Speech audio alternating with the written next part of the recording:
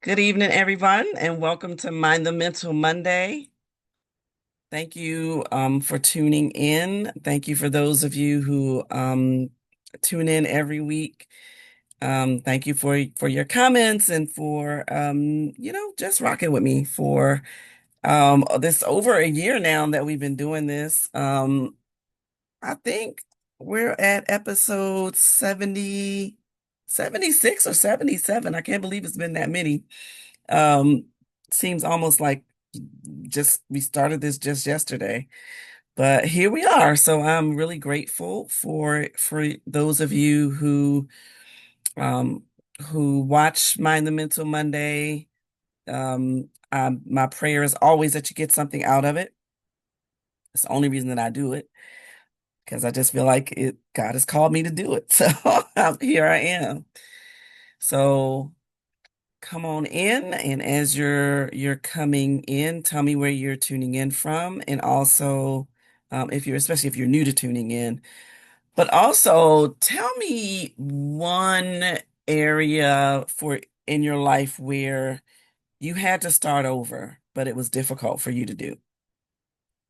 Because that is what we're going to be talking about tonight. We're going to be talking about starting over. So come on in the room. Tell me, put in the comments, what is a time in your life where you've had to start over and it was really difficult for you to do? And I know many of us have had many do-overs, right? We've had times where we've had to start over through the course of life in a lot of different areas and a lot of different ways. But as I said, so the other day, meaning last week, I think a few days ago, I don't remember what day it was. I was out walking because I started walking, I started exercising again, and I did a live post, which you can see on Instagram, and I was just talking about how you all know that I had, back in maybe June, July, I had been in just a real, not the greatest mental space. And I had, in the course of that, stopped exercising, like where I had gotten on a real disciplined uh, trajectory for exercise. Like I had completely stopped. I was comfort eating. I was doing all the things that you do when you are just not completely whole mentally. And but at some point I realized that I had to get back going again and that I needed to kind of start over.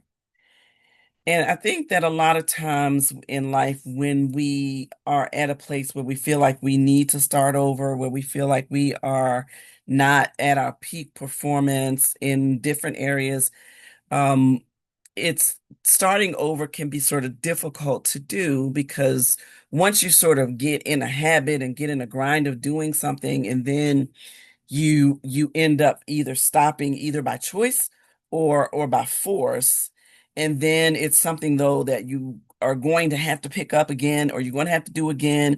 It could be a new job, it could be a new relationship, it could be new habits, around your health. It could be a move. It could be life transitions. It could be grieving the loss of a loved one. I mean, there's so many areas in our lives where there's occasion to start over.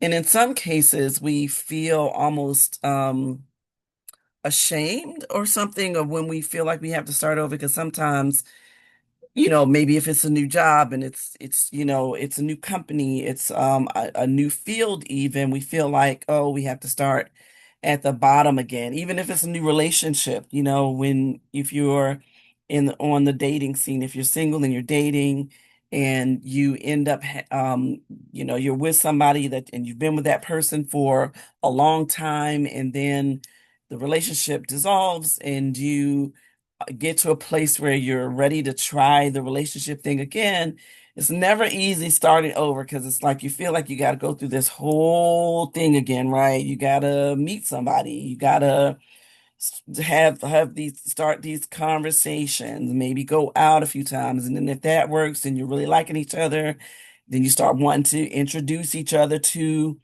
your friends and your family, and then you hear what they have to say. And that whole process is a drag, I have to say. I never liked that. And so I'm really grateful to have a 30-year marriage. Um, because that part, that beginning part, that starting over part is always the most difficult part. And in some ways, when you're starting over, sometimes it's because you feel like you failed at it before.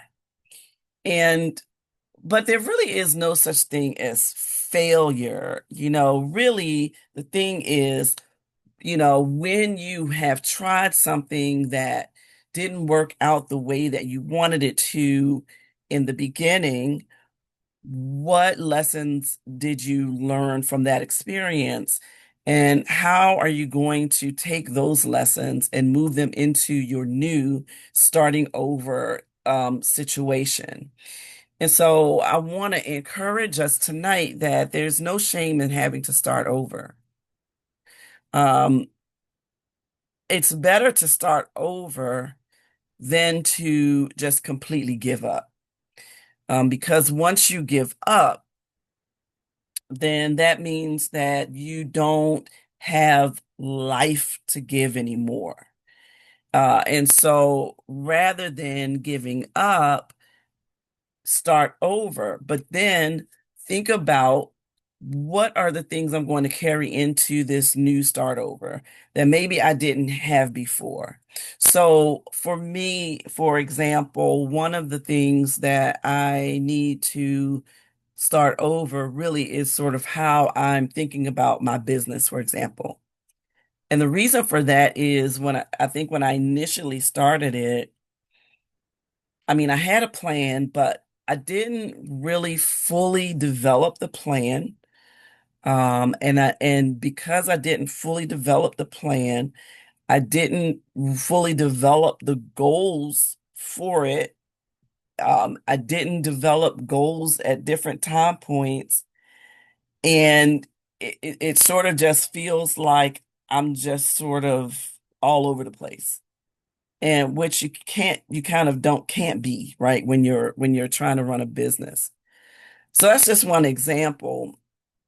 And I'm giving that example, too, because as I have been doing a lot of introspection, been doing a lot, as I talked a few weeks ago now about self-honesty, really checking in with yourself, in how you're feeling about yourself internally, and really being honest with yourself about yourself.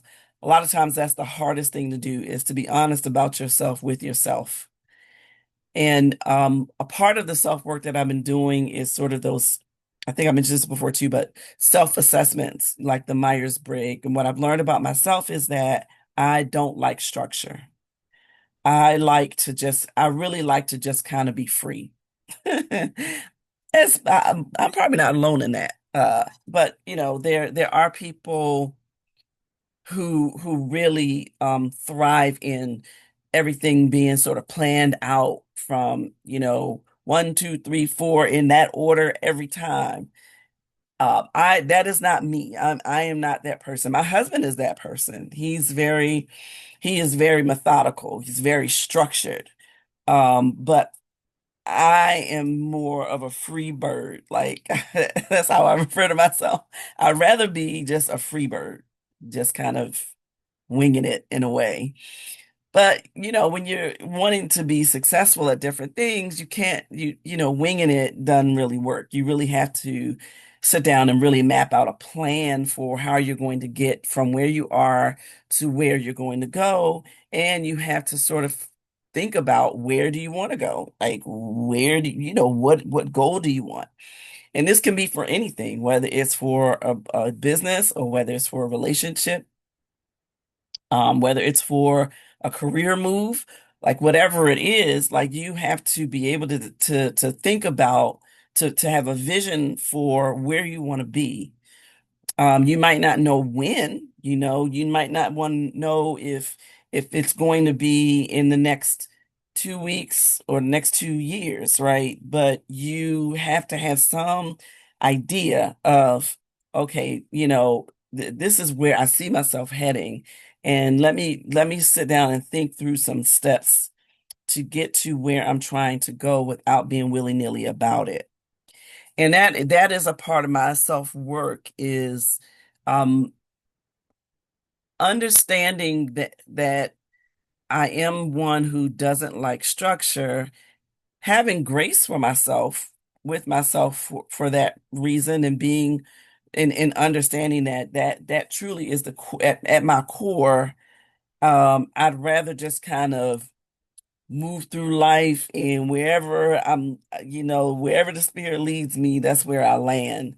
Um, but sometimes I feel like when I think about my faith, and I think about when I study certain scriptures, and what I've come to understand, the older I get and the more seasoned I become in the Word of God, is that God, who is, I believe, is my creator, never did anything haphazard. God has always been very methodical in how God moves, how God builds, how God plans, how God creates, the order within which he God creates. Very, very specific instructions about how to build certain things, like the temple, for example. And so what that tells me is, as God's creation, and because I am fearfully and wonderfully made in God's image with God's characteristics, except I'm not God, right? But with the characteristics that He put in me, um, that I should have as much care and concern for how I am moving through life and how I'm doing things, um, as God does, because what I do, God put in me to do. And in order to do it well, God wants me to move in excellence. And we can't move in excellence and willy-nilly at the same time. So that is something in my start over that I have to think about, that I have to implement. There are some habits that I have to change. There are some things that I need to put in place in order to change those habits. Um, but all of it, as always, starts with intentionality. And so if you are at a place where you're starting over, or where you're having to start over, understand, one, that you're not by yourself. Every day, somebody is out here starting over. There's every somewhere on this planet. Best trust and believe that there are millions of people even who are likely starting over in some capacity. And so in that, you are not alone. Understand that it is normal to have fear around starting over. Because if you feel like it's something you failed before, the fear is, I'm going to fail again.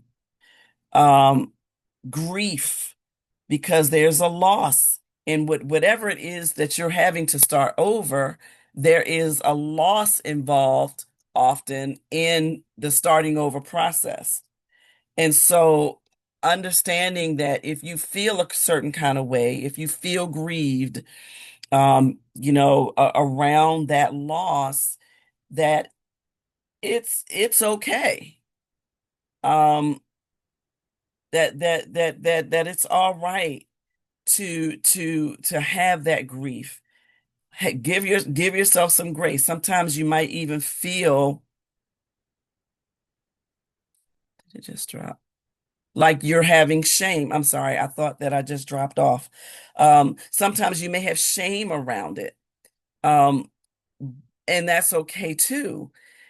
But as long as you understand that, you know, sometimes you might need to reframe how you're thinking about starting over. And I'm seeing a comment from my hubby where he says that starting over opens the door for a new beginning. So yes, so that is one of the ways to reframe, reshape how you're thinking about what it means to start over. So rather than thinking of it as something to be ashamed of, something that you failed at, reframe your thinking into, you know what, this is a new opportunity. This is a new possibility. And if I never start over, if I never give myself the chance to start over, and if I don't reframe how I'm thinking about the notion of starting over, then I may never experience a wealth of possibilities that's waiting for me. So there is, an emotional side to starting over. There's a lot of emotions that are wrapped up in the notion of feeling like sometimes it's like you feel like, oh boy, I have to start over. But a way to reframe that is I get to start over. Like what? I get another opportunity. I get another chance to do it again and do it better. Or I get a chance to totally do something different and be excellent at it. So, reframing your mind with how you think about a thing helps to reshape how you feel about it and how you feel as you are starting over and moving forward. All right. And so your mind is where everything starts. And as you are starting over, that is the place that you have to start first. Before you start, writing down or typing out what the plan is, you have to first do some introspection and think about what it is that you want to accomplish and write it down. As you think about what it is you want to accomplish this go around and you write that down, then okay, what are my goals for accomplishing? What are my goals to accomplish as I'm starting over, as I'm in this process? How do I want to feel about the process? Um, who may I need to tap into as I'm going through the process? Because you don't have to go it alone. There's so many people out here that are starting over, and I guarantee you that as you're starting over, there is somebody in your village that's also starting over. There's somebody in your village that can identify exactly with where you are, who is willing to sit down and just have a conversation. Sometimes it's good to just be able to just talk to somebody about what you're thinking as you're starting over. And think about, you know, ways that you may even be able to partner with somebody else as, that can support you or be your accountability partner in the process of starting over. Um, my husband also says starting over takes us from a zone of comfort to an uncomfortable zone. Exactly. And we've talked about on Mind the Mental Monday, we've talked a lot about coming out of our comfort zone and pushing ourselves to do something new. Um, I believe that God never meant for us to just kind of stay in one tunnel visioned place. I believe that as life lifes and as we move through life. And as we have those peaks and valleys and those ups and downs and those ins and outs and all of the things that come with living this thing called life, we have all of those experiences to help us be better rounded people and be able to develop a way to to have the capacity to deal with all kinds of circumstances and situations. So we have in us what we already have in us what we need. If we started the thing before, then we can start the thing again.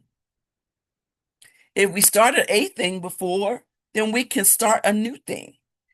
Um, we starting something to begin with shows us we already have the capacity to do it because we've already done it.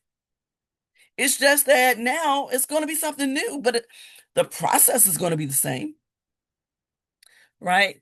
And so we will never know what we have the capacity to do until we do it. We will never know. Until we at least try, we will never know the capacity that we have within us to do a thing. And so we are challenged to try, try again, try anyway. I mean, just try. Nothing beats a failure but a try. I don't know where that came from. I know that's like an old adage or old proverb in a way. I'm not sure where that came from. I don't know who said it first, but it's true because if you're never going to try, you don't know if you're going to pass or fail. And it's not really even a fail. It's a, okay, this is what I learned in this situation. I'm going to take these lessons that I learned and I'm going to apply them to the next thing. And then you're going to keep learning new things as you go through life. If you are a person who thinks that you have arrived, I hate to bust your bubble, but I'm here to declare that you have not, and that you won't until you leave this earth. We are always learning. We are always evolving. We should be always growing as the human beings that we are. We are not just set to just kind of be tunnel vision and do one thing and learn one set of things and think we know everything. We talk about teenagers, but I'm telling you, I have met some 70-year-old teenagers who think that just because they've lived life that long that they know everything. And I'm here to tell you, you don't. You don't. There's a lot out here to learn. And there's even more to learn about you. And so, in as much as we place emphasis on, getting to know other people, getting to know our family and our friends, we should double the emphasis on getting to know ourselves. Because when you get to know yourself, you get to know the capacity that you have to make things happen in your life. So what you have to start over. Can I tell you something else? If the creator of the universe started over, created the world once, wiped it out with a flood, and said, I'm starting over, did that, um, got rid of some things like even the creator said, you know what? I need to start over.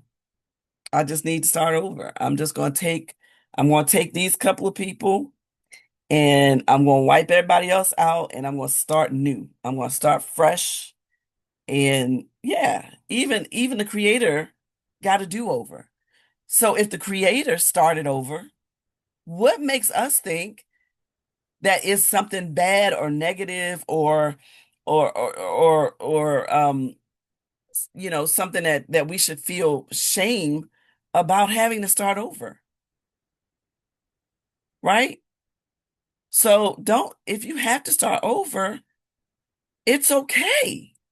It is okay. You can get a new perspective. You can get fresh wind behind you because it's like starting something new and you can have an excitement about it. Minister Ebony says starting over allows us to let go and let God. That often requires us to release past hurts, old habits, resentment, and offenses, and welcoming our new beginning. Yes, absolutely. It- we have to trust that God will has already put in us what we need to be able to move forward with a fresh start, with a fresh wind at our backs, that we're able to release those past hurts that happened in the last situation and start a fresh one. Is that to say that we won't experience some things when we start over? That's there we're going to won't experience some things that won't work out. Some things won't work out when we start over, but it's okay. It is still, we are works in progress. We are still going to be learning about ourselves. We're still going to be learning about how what we have the capacity to do, and then whatever mistakes or missteps that we might make in the start over, we can give ourselves grace for that, and we can still learn from it and move forward. And if we have to start again, we have to start again. But as long as we're here on this earth, we have purpose. We have reason to keep going. So the point is that no matter how many times we find ourselves needing to start over, you know, going into a new beginning, no matter how many times, it's okay because we need to keep going. We need to keep moving while we still have this breath in our bodies. Because one day we're going to breathe in and not out, or we're going to breathe out and not in. And at that point, it'll be too late to then say, man, I wish I woulda, coulda, wish I woulda, coulda, woulda, shoulda, right? So, so I want us to embrace the need to start over. So what are some steps that we have to take to start over, to begin again? The first step is to accept and acknowledge where you are. If you're hurt, that you're going to have to start over, something over, acknowledge it, accept it. You might not even accept it, but you at least acknowledge it, right? Even if you don't accept it right away, acknowledge this is where I am. I'm hurt about it. I feel ashamed. I'm grieving the loss of it. Whatever the case might be, acknowledge it and let yourself be in it for a minute. Let yourself sit in it for a minute. Okay, I feel ashamed that I've got to, I got to I got to find a new job. I got to start a new job because I lost the last one, right? Or, you know, everybody thought that this relationship was going to work and it didn't. And now I've got to face my family who loves this person that I've been with. And I don't know what to, I feel sad about it. I feel hurt. I'm in pain. Whatever it is, acknowledge it and then figure out, okay, this is where I am. Where do I want to be?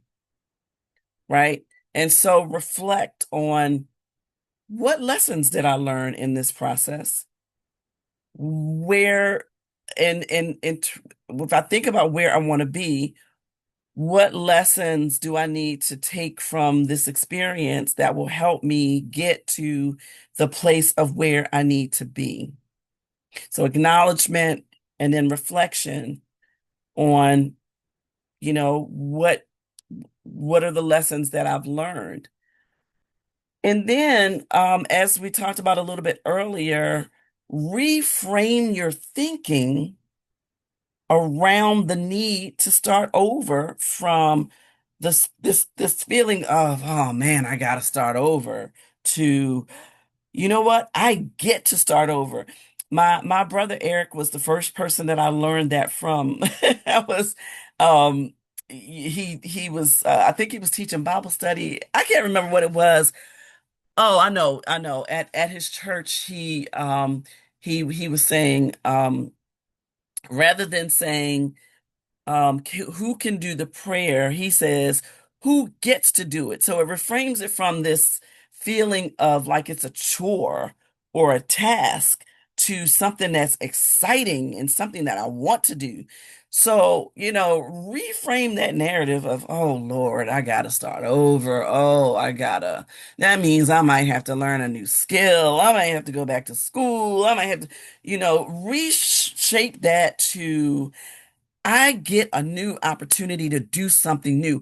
I get an opportunity to impact somebody else's life. I get an opportunity to come out of my step out of this comfort zone and learn something new and gain some new experiences and get, I get to do something brand new, you know? It's like getting a new pair of shoes. Like, hey, these look good. They actually look good on me. I'm a get these old ones. They got holes in them now. You know. So reshift that narrative from one of, man, I failed at this, to, I learned a lot of lessons from the things that I didn't, do, the missteps that I made in this last process. I sure did learn a lot from it. I learned from it that I need to be a better planner.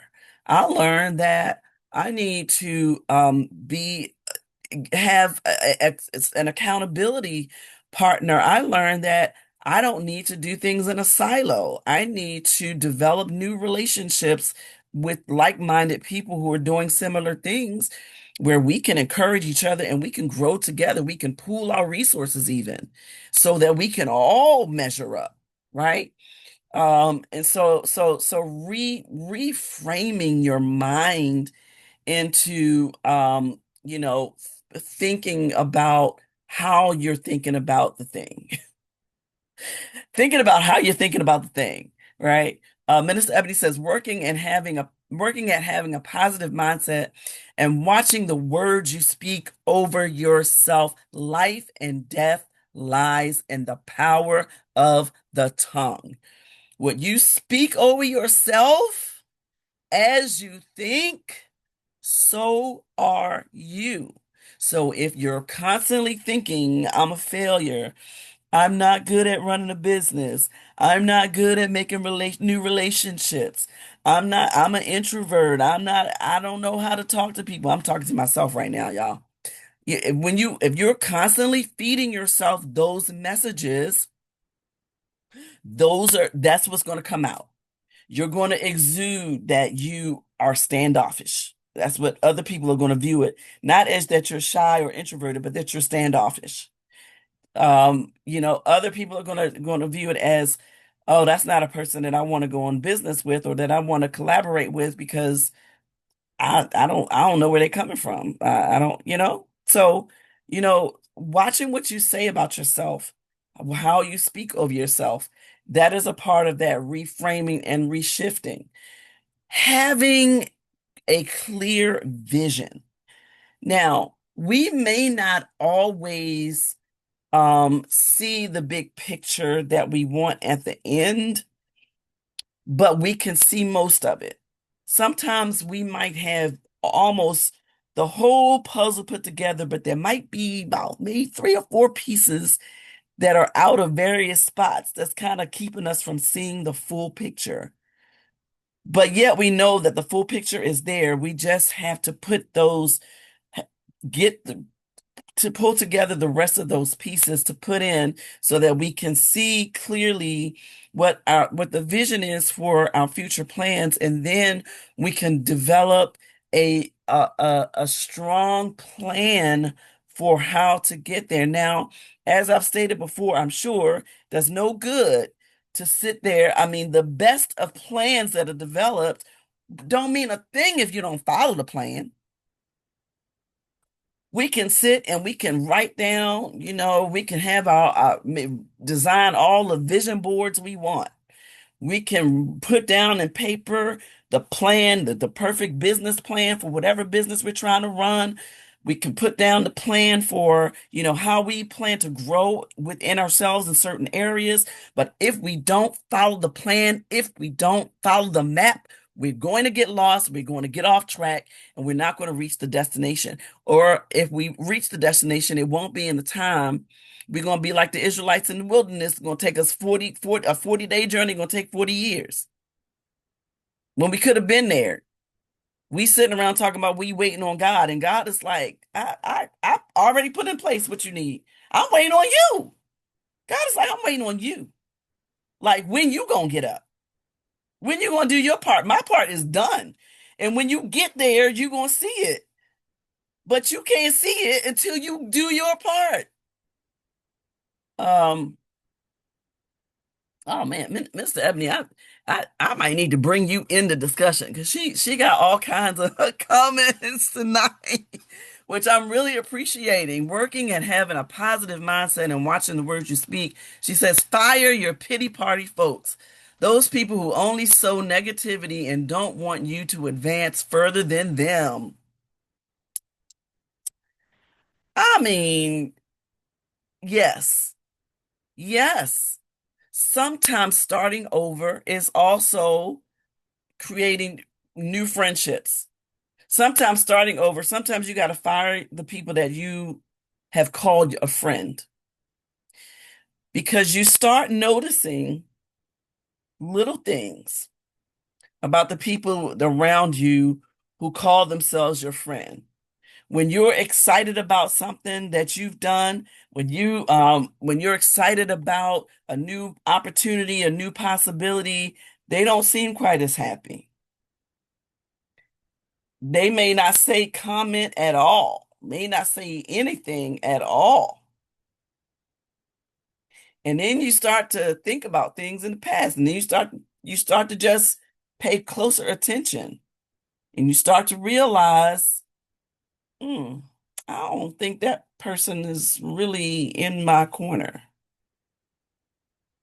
And if, as I've said, I don't know how many episodes ago, but I've said it before, I know, that when you have to fire a friend, if somebody that you've been friends with for a long time, that's been your girl, that's been your boy forever, and you realize that they don't have your best interest at heart, sometimes it could be a family member.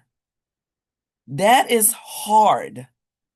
That it is hard to to see that. But those are people who you don't need in your corner. Those are people who you keep at a distance. You keep close enough to peep what they're saying to you, what they're communicating to you, but distant enough where it doesn't impact you here. Um, so, it's all right. Minister Ebony also says it's all right to ask for help and have someone to be accountable to. Absolutely. Absolutely. I mean, I think that we all need accountability because we all can get into that place of just not feeling like it. When I, started back exercising again, even now, I mean, there are times where I just don't feel like it, but I force myself to because once I actually get out there and start doing it, I feel so much better by the end, right? I feel a whole lot better than when I started. One of the main reasons I feel better, not even so much the exercise part, but the part that I didn't let my mind defeat me. As I said a few episodes ago, I didn't let my mind bully me. I took control of the reins and I said, you know what? I know you thinking you don't feel like it, but you're going to do it anyway. That's the part. The fact that you do it anyway, even when you don't feel like it, that does something for your mind. That does something for your psyche because it tells you that you have control over yourself. You have the capacity to do hard things. Starting over is a hard thing, but you have the capacity to do it. And you have the capacity to do it well. Ooh, I hope this is resonating with somebody tonight. Reminding yourself that you are enough and greatness resides in you. Minister Ebony again. Yes, absolutely. Reminding yourself of who you are and what you have inside of you. You are enough. You are enough. So we talked about acknowledging where you are. We talked about reflecting on where you were, the lessons that you learned, so that you can carry those lessons into your new situation. We talked about reframing how you think about having to start over, start again. We talked about creating a clear vision. And then, as we talked about before, taking small steps. You're not going to be able to, when you put a puzzle together, if you have 100-piece puzzle, you put it together one piece at a time. And it's not until you probably get to somewhere around the 80th piece, maybe the 85th piece, that you kind of start to envision the picture. I mean, I know you might see the picture on the box, on the puzzle box. But if you didn't have that picture on the puzzle box and you were just fitting pieces together, you would have to kind of wait till you got a good, 80, 85% of the puzzle pieces put together to be able to start to see a clear vision of what the big picture is. And so it's just like that with whatever vision that you have. You're going to have small puzzle pieces, and those you're going to have to lay those pieces down one at a time, one step at a time. You're not Be okay with not having the whole picture right now. Be okay with knowing that, okay, these 20 pieces fit together nicely here. I see part of the picture. I think I'm seeing what it could be. I don't know exactly what it is yet, but I think it's moving in the right direction. Okay, here's some few more pieces here. Okay, this fits nicely here. Oh, and you're doing it piece by piece. And before you know it, you'll get to the big picture and you'll look back and say, wow, man, when I started this, sometimes it can be 10 years ago. If we look at a lot of artists, I'll use musical artists. A lot of them that we see as like these big figures, I mean, before we knew who they were, they've been working on that craft for 10, 15 years sometimes, since little children. We just happen to see them when most of the picture is there. But it's not something that they just started yesterday. This life is something that is walked out day by day, moment by moment. It is walked out every day. And you know, the picture is, we're still creating the picture. Just because you've had to stop one part, that thing that you have to stop and start over, is still a part of your picture because it's still a part of your journey. And think of it this way, look at that as, okay, this didn't completely work the way that I thought it would, but it's still a piece in my puzzle. It fits right here. Now, I'm going to go back to the puzzle piece shop, and I'm going to get some more pieces that can extend from the lessons I've learned in this puzzle. So taking small steps, breaking things down, not trying to accomplish big, huge steps all at the same time. We are not Sasquatch. We cannot take big, giant steps at once. Most of us humans, are somewhere between, 4 feet and 7 feet. Um, and so we can only step as as far as our legs will extend, right? And so you're 5 foot and you're trying to take the steps of somebody that's 7 feet. Why do we do that to ourselves? Why? Why are we comparing ourselves to that 7 foot person? We not them. Our mission is different. Our purpose is different. We different people. We got to take different size steps, and that's okay. Um, and then the next step, and I've talked about this really, it's really kind of the thread, I think, is having that support system. Who is your village? We said it time and time again on Mind the Mental Monday. Who is your village, your real village? Not the people that are just talking it, but the people who are showing it in how they respond to you, in your accomplishments and how they treat you. Who who really are your village? The ones that care about you, whether you have $1 or $1 million, they're the ones that from 1 to 1 million, they love you just the same.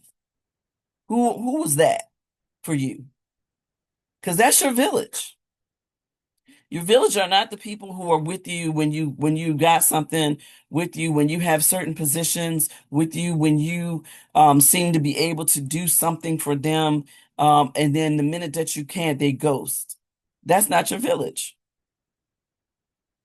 And most of us don't have large villages. And if you think you got a large village, there's people with all these big entourage. When you go broke, find out where that entourage is.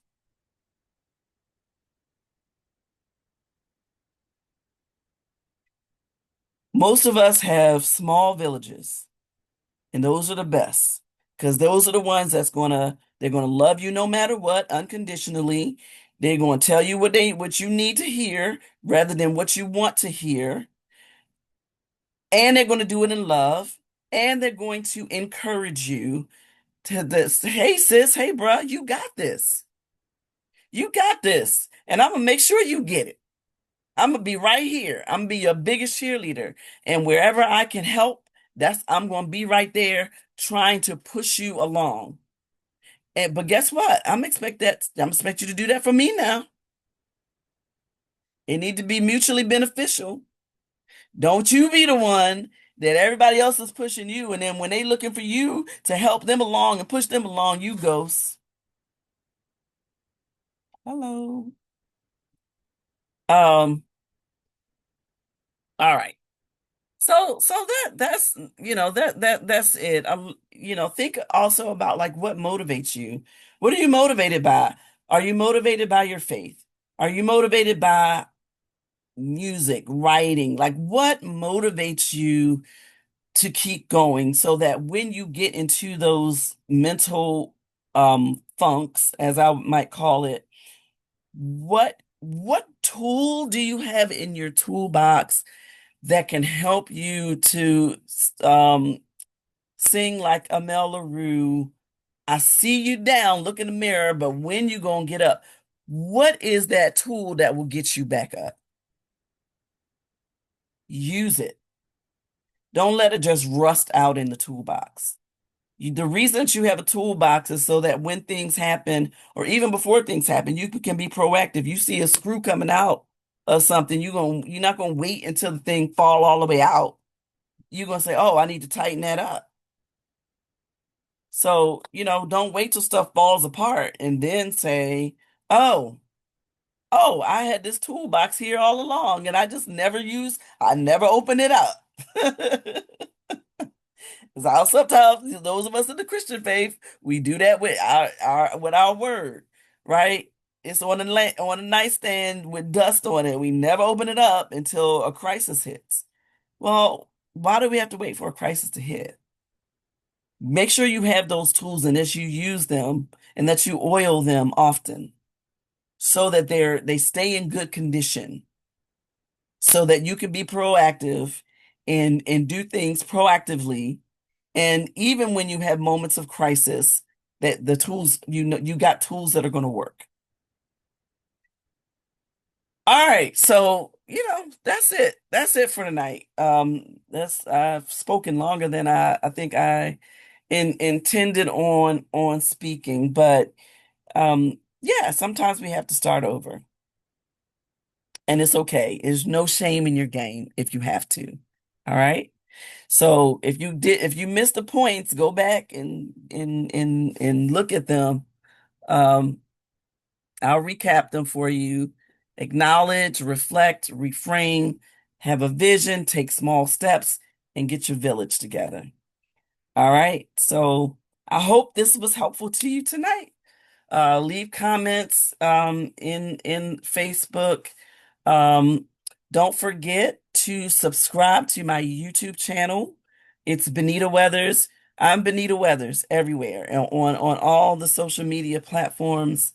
I'm not on X, but Instagram and all, Threads and Facebook and YouTube.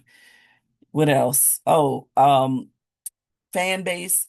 I'm on fan base, but I don't really use that as much. I'm trying to learn because it's black owned. I want to support it. So go subscribe to fan base too. But subscribe to the YouTube channel, even if you don't really use YouTube. If you have YouTube, even if you don't necessarily use it a lot, please just go subscribe to the channel for me. I'd appreciate that. And share it with your friends. Share this episode of Mind the Mental Monday with your network, with everyone that you know. Because why hold it to yourself? If it's helpful to you, it's going to help somebody else. There's somebody else. I guarantee you, there's somebody else in your network who has to start over at with something in their life, and they're feeling down about it. They're feeling bad about it, or ashamed, or sad, or fearful, and all the things. Who needs this message tonight? So please share Mind the Mental Monday with your network. I appreciate it. Appreciate you watching. Thank you for all that you do. I want to thank my team, Minister Ebony, Sister Joy, and thanks my hubby, who is an unofficial part of my team. Well, he's actually the most official part. But even though he's not the one, doing some of the behind the scenes things, he still is very supportive. Um, I want you to check out his radio show, Conversation Unplugged, on oh, I forget the radio station. It's crazy. I'm really blanking on it right now. Minister Ebony, she's on his team too. What is that? WWDB 860 AM radio station in Philadelphia. But he's also broadcast live on his Facebook page, Reverend Dr. Wayne Weathers. So it's on Thursdays at 1 o'clock. Conversation Unplugged. So I'll give him a plug there. And yeah, so thank you again. God bless you. Blessings to each and every one of you. We will not be doing Mind the Mental Monday next Monday. It's a holiday, it's Labor Day. I'm going to enjoy some time with my hubby.